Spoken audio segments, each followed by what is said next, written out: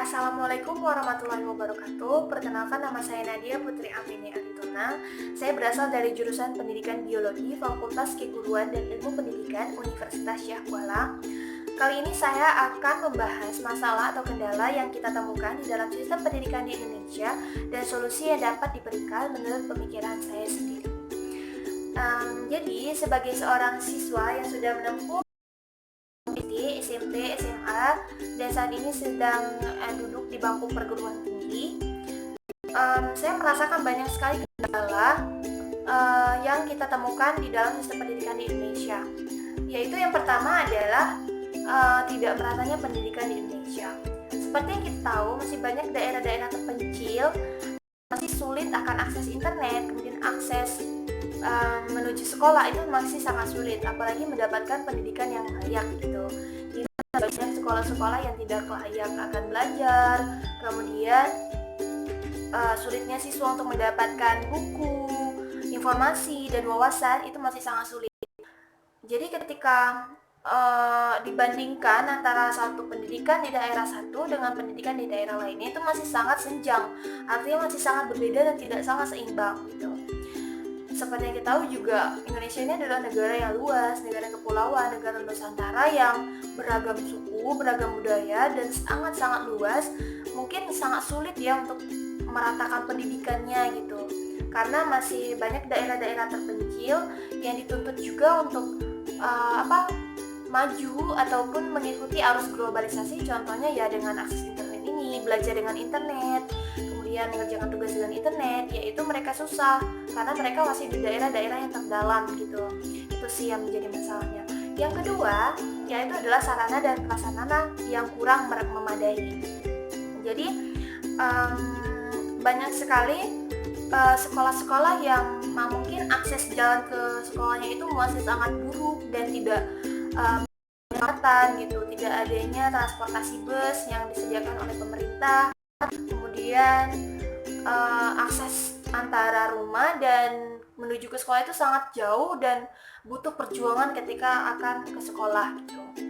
Yang ketiga adalah kurangnya kesadaran akan pentingnya pendidikan itu sendiri. Jadi ketika seorang anak ingin bersekolah dan dipatahkan harapannya oleh perkataan orang tua bahwa pendidikan itu adalah hal yang buang-buang waktu dan hal yang sia-sia, menjadi masalah yang dihadapi pada saat ini. Jadi pendidikan itu dianggap sebuah hal yang membuang-buang waktu dan sia-sia.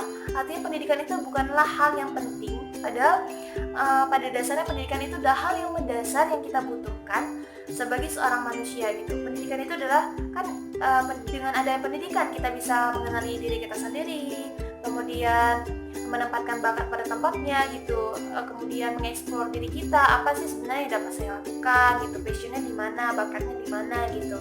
Jadi pendidikan ini adalah suatu sarana yang bisa kita gunakan untuk mengasah kemampuan. Jadi karakter orang kan berbeda-beda, kemudian bakat orang juga berbeda, passionnya berbeda. Jadi ketika sudah ada pendidikan, ini merupakan jembatan untuk menuju hal yang bisa kita lakukan ke depannya gitu. Jadi ketika kita tidak memperoleh pendidikan dan menganggap pendidikan itu adalah hal yang sesuatu yang tidak berguna, itu membuat kita semakin yakin akan pendidikan itu tidak begitu penting gitu. Seperti yang kita tahu, orang-orang tua mungkin ada sebagian orang-orang tua yang mungkin tidak pada dasarnya juga tidak memperoleh pendidikan, maka anaknya juga diajarkan bahwa pendidikan itu merupakan suatu hal yang tidak penting gitu. Jadi yang kita tangkap di sini adalah bagaimana pemerintah yang katanya itu adalah pekerjaan pemerintah, sedangkan masyarakatnya sendiri tidak ada kesadaran akan pentingnya pendidikan itu. Jadi seperti yang kita tahu, kata Ki Hajar Dewantara, pendidikan itu adalah suatu seperti mata air yang jernih yang dapat menjernihkan air lainnya. Jadi gimana ya, ketika kita sudah terbuka wawasan dengan adanya pendidikan, maka kita akan bisa membuat inovasi, kreativitas dengan ilmu kita itu. Dan sebagai seorang mahasiswa dan siswa, perlunya kita untuk meyakinkan masyarakat bahwa pendidikan ini adalah hal yang sangat penting dan hal yang sangat mendasar bagi kebutuhan hidup manusia. Kemudian selanjutnya yaitu malas. Seperti yang kita tahu, bagaimanapun PR pemerintah sudah dikerjakan dengan sebegitu kerasnya, Tetapi ketika seorang siswa malas dan menganggap pendidikan itu, ya itu tadi, dengan tidak ada kesadaran, malas dan tidak mau menerima pendidikan dengan baik, maka pendidikan itu akan berjalan dengan sia-sia. Dan yang terakhir adalah masukan dan saran yang dapat diberikan untuk pendidikan di Indonesia itu adalah, yang pertama, siswanya sendiri atau masyarakatnya sendiri itu harus berpikir benar-benar bahwa pendidikan itu adalah suatu hal yang sangat-sangat penting. Jadi ketika kita sudah merasa pendidikan itu adalah hal yang sangat penting, maka kita akan berusaha untuk mendapatkannya dengan baik bagaimanapun caranya. Ya memang sih, malas itu mungkin sering menghantui diri kita, dan malas itu adalah satu penyakit yang tidak ada obatnya dan harus didorong oleh motivasi dari diri kita sendiri.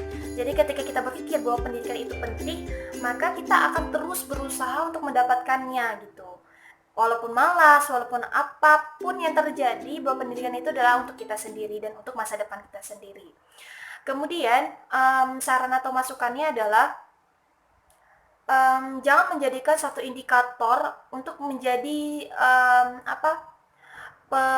penilaian bahwa suatu daerah itu adalah daerah yang pendidikannya baik atau buruk gitu. Jadi ketika indikatornya sama untuk seluruh daerah, sedangkan daerah di Indonesia itu sangat luas dan sangat beragam.